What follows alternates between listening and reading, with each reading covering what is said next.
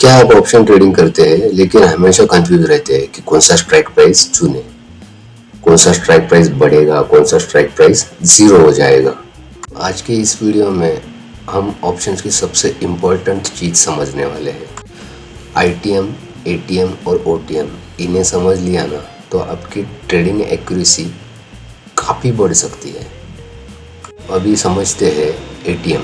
तो एटीएम क्या होता है? एटीएम होता है at the money. At the money Nifty चल रहा है 26,000 पे, तो 26,000 का कॉल ऑप्शन और 26,000 का पुट ऑप्शन ये हो जाता है एट द मनी, क्योंकि मार्केट वहाँ खड़ा है, वही स्ट्राइक प्राइस अपन ले रहे हैं तो वो एट द मनी हो जाए। तो इसका प्रीमियम जो होता है वो मीडियम होता है, लेकिन मोमेंटम इसका अच्छा खासा होता है compare to ITM.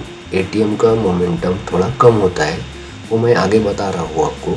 But ATM का मतलब क्या होता है? जहाँ मार्केट खड़ा है उसी का स्ट्राइक प्राइस अपन कॉल ऑप्शन और पुट ऑप्शन ले रहे हैं, तो वो हो जाता है एटीएम।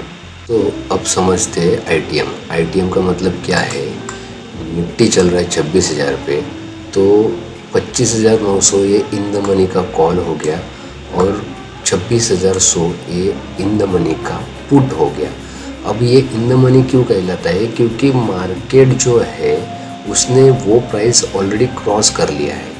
ओके, तो वो क्रॉस, अभी कोई भी प्राइस है, समझो अभी 26,000 चल रहा है निफ्टी और 26,000 के नीचे का जो प्राइस है इजीली समझ में आ जाता है in the money. In the money मतलब अंदर की जो प्राइस है वो क्रॉस करके ऊपर चल रहा है। सेम पुट में भी सेम वैसे ही होता है। इसका जो प्रीमियम होता है कंपेयर एटीएम थोड़ा महंगा होता है, बट इसका मोमेंटम एटीएम से ज़्यादा होता है। अब वो क्यों ज़्यादा होता है? अभी एग्जांपल मैं आपको देता हूँ कि एक ट्रैक्टर है और एक ट्रॉली है। अगर ट्रैक्टर को ट्रॉली जोड़ा जाए पीछे, तो ट्रैक्टर जितना दौड़ेगा उतना ही ट्रॉली दौड़ेगा, राइट? तो वो इन द मनी का हो गया। अभी उसके आगे का जो है आता है ओटीएम। अभी ओटीएम मतलब क्या है? Out of the money. OTM मतलब आउट ऑफ द मनी। अभी आउट ऑफ द मनी का जो स्ट्राइक प्राइस होता है वो बहुत, मतलब उसका प्रीमियम जो होता है वो कम होता है बहुत, बट इसका मोमेंटम उतना फास्ट नहीं होता है। एटीएम और आईटीएम से इसका मोमेंटम नहीं रहता है इसमें ज़्यादा।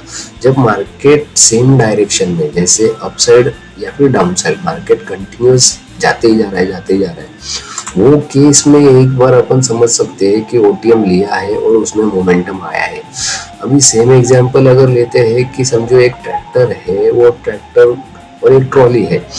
ट्रॉली रखा हुआ है कहीं और आगे और ट्रैक्टर उसके पास जा रहा है, तब तक वो ट्रॉली नहीं चलने वाला है जब तक ट्रैक्टर उसको लेके नहीं निकलता है।